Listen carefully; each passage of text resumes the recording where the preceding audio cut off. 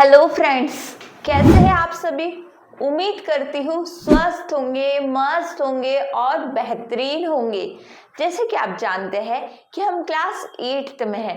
हम class 8th का political science का फर्स्ट चैप्टर ऑलरेडी कंप्लीट कर चुके हैं और हमारा सेकंड चैप्टर का भी first and second part complete हो गया है, जिसमें हम पढ़ रहे थे सेक्युलरिज्म की कितनी इंपॉर्टेंट टर्म है। अगर हम स्टेट में रह रहे हैं तो हमें स्टेट से रिलेटेड बातें पता होना भी बहुत ज़रूरी होती है। इसीलिए आप क्या कीजिए, सबसे पहले इस चैप्टर का लास्ट पार्ट में स्टार्ट करने वाली हूँ, लेकिन उससे पहले आप शिक्षास एजुकेशन को सब्सक्राइब कर लीजिए, क्योंकि यहाँ पर आपको मिलेगी सभी क्लासेस की, सभी चैप्टर्स की टॉपिक वाइज डिटेल क्लासेस, वो भी एक मजेदार अंदाज में। इसीलिए आप बेल आइकन को प्रेस करना भी बिल्कुल मत भूलिएगा। चलिए स्टार्ट करते हैं हमारे चैप्टर का लास्ट पार्ट, दैट इज एक बहुत ही इंटरेस्टिंग स्टोरी है।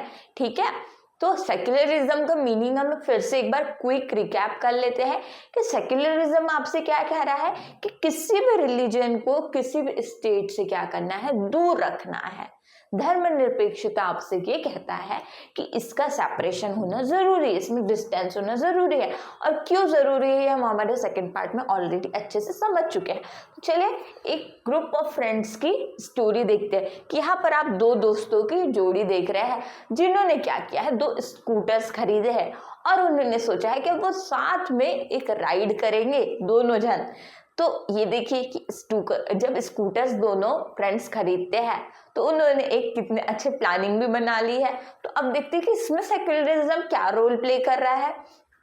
तो जो दोस्त एक है वो कहता है कि देखो, तुम टेंशन मत लो कि मुझे फाइन नहीं लगेगा और मुझ पर कोई जुर्माना नहीं लगेगा। तो दोस्त कहता है, अरे परमजीत, क्यों ऐसा, क्यों तुम पे क्यों जुर्माना नहीं लगेगा।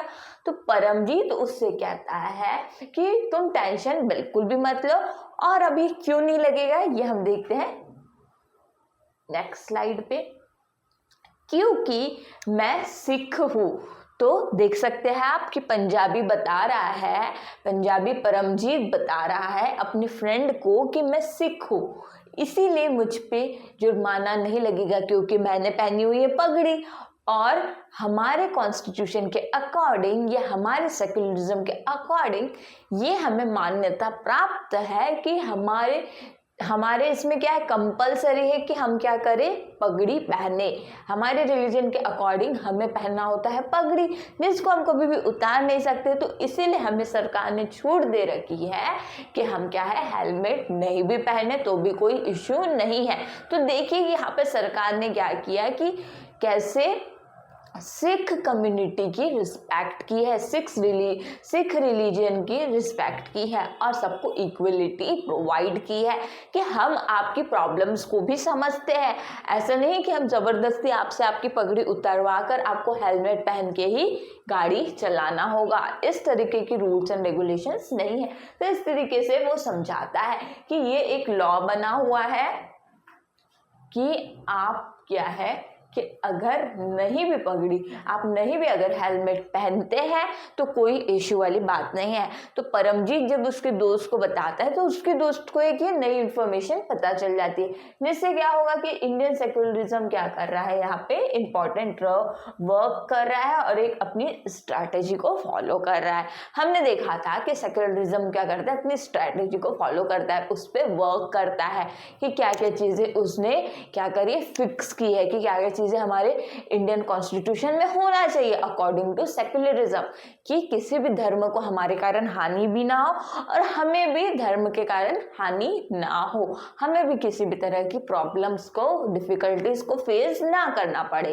ठीक है, तो ये आपसे इस स्टोरी में दो इतनी इंटरेस्टिंग स्टोरी हमने पढ़ी थी, एक सीमापुर की और एक ये ग्रुप ऑफ फ्रेंड्स की, जिसमें आप देख रहे हैं कि सेक्युलरिज्म का डायरेक्ट कनेक्शन है। कि आपको क्या ये फैक्ट पता था, एक इम्पॉर्टेंट फैक्ट है ये, कि किस तरीके से यहाँ पर एक रिलीजन की रिस्पेक्ट कर दी है। ठीक है, वैसे तो सभी रिलीजन की रिस्पेक्ट है, लेकिन अगर किसी रिलीजन में एक स्पेशल रूल है तो उसको भी सरकार ने, गवर्नमेंट ने ध्यान में रखते हुए उस पर वर्क किया है, उसकी स्ट्रैटेजी पर वर्क किया है। जैसे कि आप सभी जानते हैं कि इंडियन कॉन्स्टिट्यूशन में क्या है, अनटचेबिलिटी क्या है, बैन है कि आप किसी भी नीच प्रवृत्ति के लोगों को नीचा नहीं दिखा सकते। ये क्या है, बैन है, अनटचेबिलिटी टोटली बैन कर दी गई। इसके लिए किस तरीके का डिस्क्रिमिनेशन फेस हुआ था ये हम क्लास 6 में पढ़ चुके हैं कि डॉक्टर भीमराव अंबेडकर जी को कितना ज़्यादा डिस्क्रिमिनेशन का क्या करना पड़ा था, फेस करना पड़ा था। उन्होंने अपनी कास्ट के लिए, रिलीजन के लिए बहुत ज़्यादा क्या की, लड़ाई लड़ी और उनको सक्सेस भी मिली। किस तरीके से उनके रिलीजन को आज हम बिल्कुल इक्वलिटी के साथ में ट्रीट कर रहे हैं और ट्रीट करेंगे। और आप देखिए कि फिर भी लेकिन कई बार क्या होता है, बैन होने के बाद में भी अनटचेबिलिटी के साथ में थोड़ा बहुत डिस्क्रिमिनेशन आपको देखने को मिल जाएगा। क्या होता है कि अब हर कोने में, हर जगह जाकर आपको बिल्कुल गाइड करना, ऐसे मैग्नीफाई ग्लास से देखना ये पॉसिबल नहीं है। तो आपका नेचर, आपका बिहेवियर, आपका सोसाइटी के लिए वर्क करना दैट्स इम्पॉर्टेंट है कि ये आप किस तरीके से निभा रहे हैं और कर रहे हैं। आपके थॉट्स, आपके माइंड ऑफ थॉट्स किस तरीके से इस टॉपिक्स पर, इस टर्म्स पर वर्क करते हैं, ये मैटर करता है। ओके, तो आप देखेंगे कि इसमें थोड़ी बहुत इनइक्वलिटी भी देखने को आपको कहीं पर मिल सकती है। तो इंडियन कॉन्स्टिट्यूशन ने क्या ग्रांट करके रखा है, इंडियन कॉन्स्टिट्यूशन ने ग्रांट करके रखा है right to religious communities to set up their own schools and colleges. It also gives them financial aid on non preferential basis.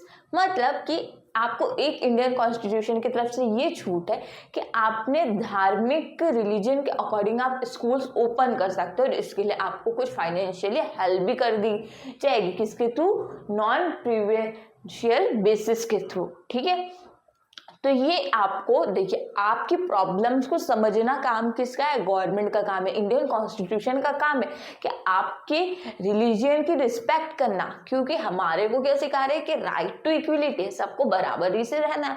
तो आपके रिलीजन की रिस्पेक्ट के लिए आपको एक ये भी रूल, इंपॉर्टेंट रूल यहाँ पर देखने को मिल रहा है कि आप देख रहे हैं कि किस तरीके से सभी धर्मों की रिस्पेक्ट हो रही है।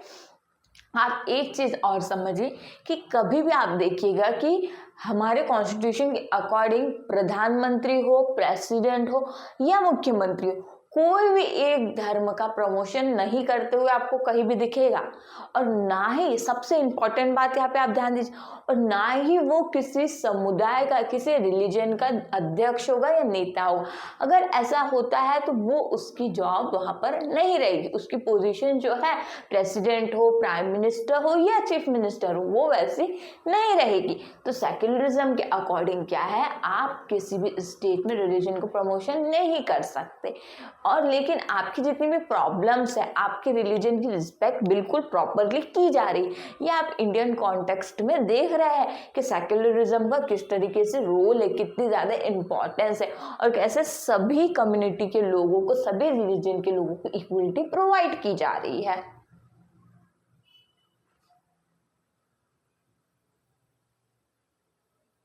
अब देखते हैं प्लेज ऑफ अलायंस। इसका मतलब होता है अपने ध्वज की शपथ लेना।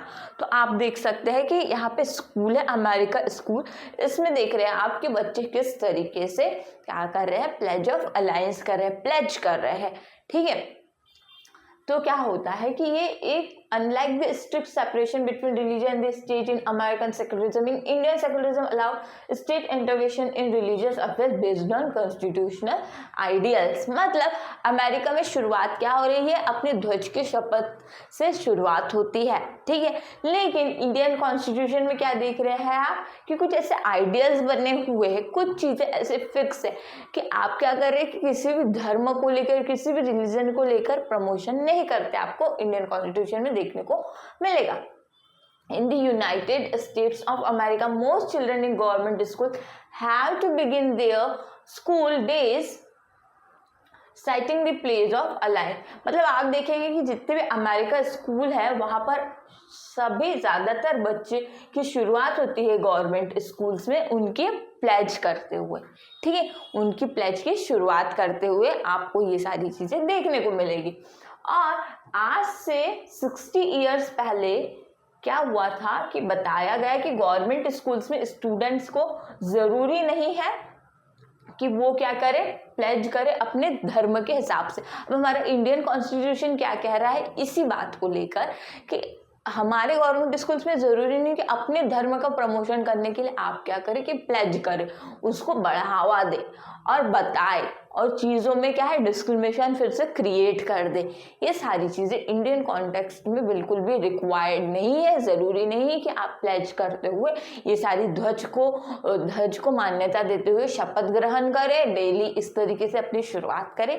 अब देखिए हर डिफरेंट कंट्री में डिफरेंट तरीके के रूल्स एंड रेगुलेशंस होता है कि वहाँ पर स्टूडेंट्स उन चीज़ों को फॉलो करते हैं, वहाँ के टीचर्स उनको फॉलो करते हैं, पूरा स्कूल उस स्ट्रैटेजी के अकॉर्डिंग चलता है। तो अमेरिका के स्कूल में क्या हो रहा है और इंडिया के स्कूल में क्या हो रहा है, ये आपको एक बहुत ही बड़ा डिफरेंस यहाँ पे देखने को मिल रहा है कि वहाँ पर कैसे प्लेज ऑफ अलायंस से शुरुआत हो रही है और हमारे इंडिया में ये सारी चीज़ें रिक्वायर्ड नहीं है। ज़रूरी नहीं कि आप अपने धर्म को लेके प्लेज से अपने स्कूल की शुरुआत करें।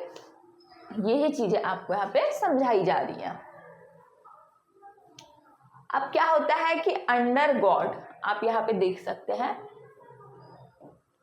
कि मतलब आपकी प्रेयर में, आपके किसी भी वर्क में, आपके रिलीजन के किसी भी वर्क में जो कि स्टेट में हो रहा हो, वहाँ पर आप स्कूल्स में क्या कर सकते हैं कि लीगल चैलेंज है कि जिस पर ऑब्जेक्ट है कि फर्स्ट अमेंडमेंट के अकॉर्डिंग यूएस कॉन्स्टिट्यूशन गारंटी करता है, उसके अकॉर्डिंग क्या हुआ कि क्या हो रहा है कि जिसमें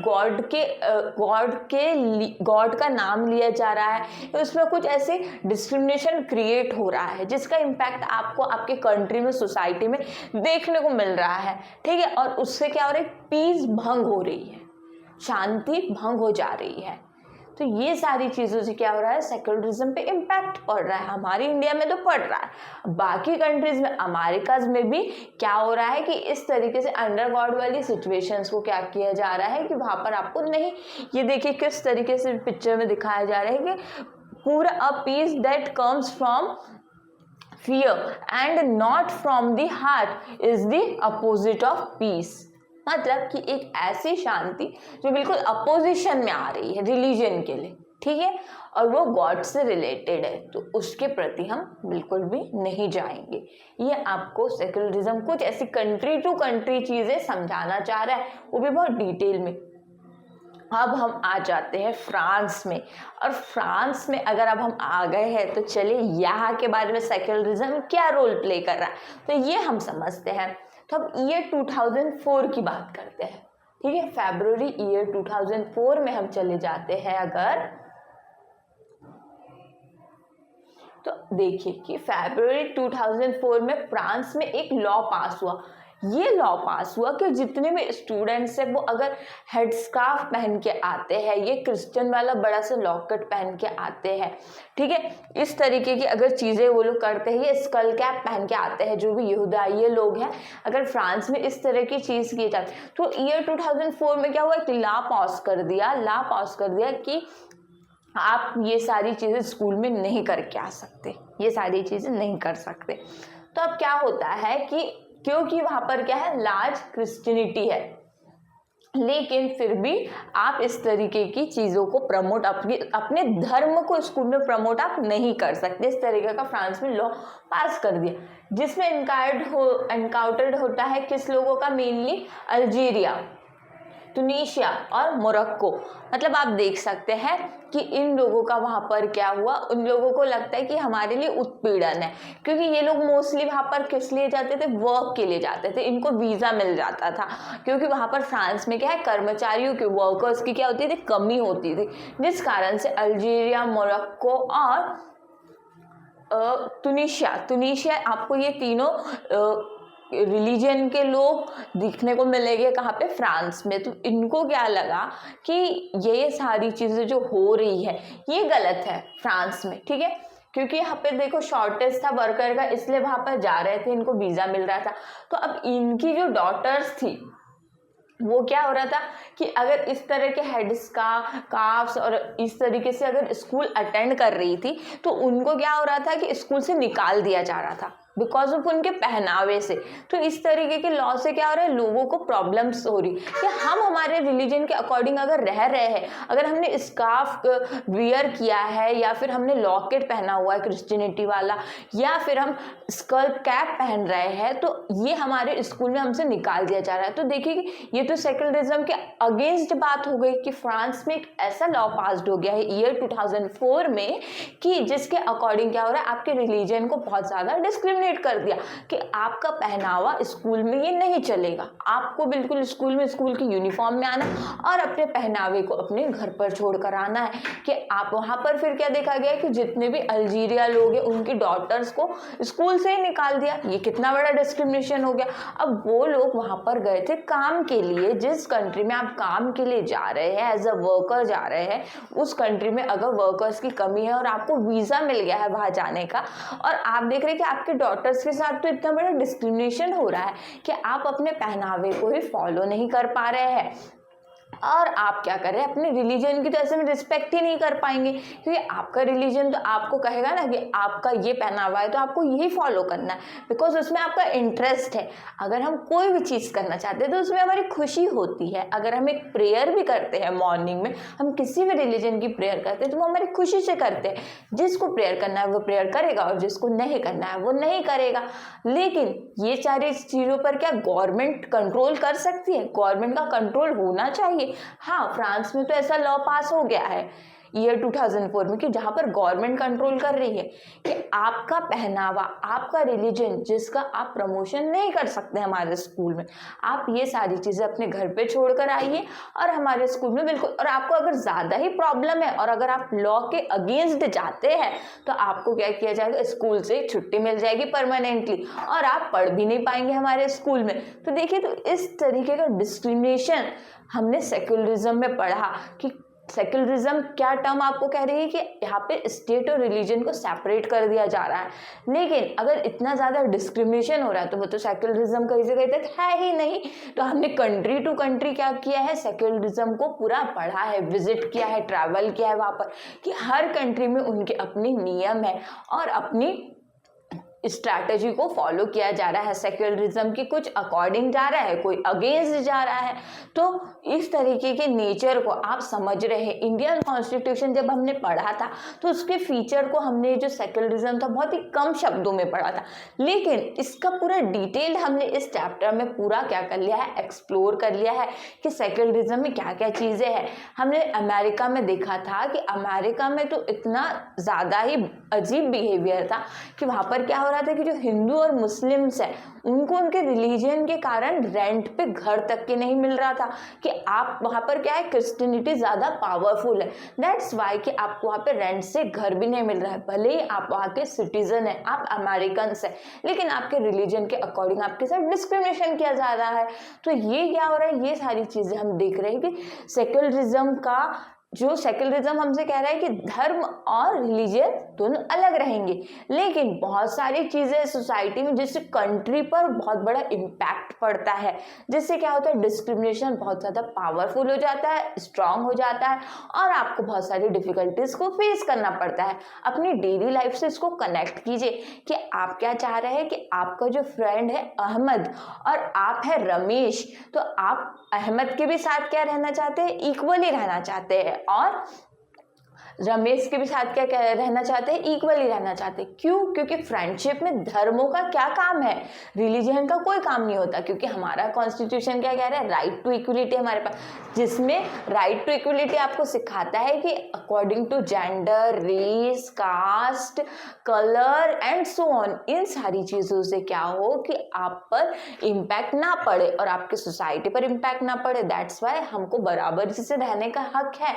तो उसी तरीके से दोनों ही रिलीजन की रिस्पेक्ट हो रही है, रमेश की भी और अहमद की भी। उनके फ्रेंडशिप के बीच में उनका क्या आता है, रिलीजन का कोई रोल नहीं होगा। तो यही आप इसीलिए क्या कह रहे हैं आपको, देखिए क्लास 6, क्लास 7 और क्लास 8, हम क्लास 6 से पहले डाइवर्सिटी को पढ़ते हुए आते हैं, फिर हम डिस्क्रिमिनेशन को पढ़ते हुए आते हैं, हम 7th में इक्वलिटी पढ़ लेते हैं कि समानता क्या है, फिर हम 8th में देखते आ रहे हैं कि समानता है। तो उस पर अब देखिए, जैसे जैसे क्लास हमारी हमारी बड़ी होते जा रही है तो हमारे बीच में क्या हो रही है, टर्म्स ब्रीफली और डिटेल्ड होते जा रही है कि हम उसी टॉपिक्स को बहुत ज़्यादा डिटेल में अच्छे से समझ रहे कि हमारी सोसाइटी में सेक्युलरिज्म का क्या रोल है, हमारे राज्य से इसका क्या है कनेक्शन है, क्या कनेक्शन है। तो इस तरह की कनेक्शंस और इन सारी टर्म्स को आपको समझना होगा, क्योंकि हम है तो एक ही कंट्री का पार्ट ना।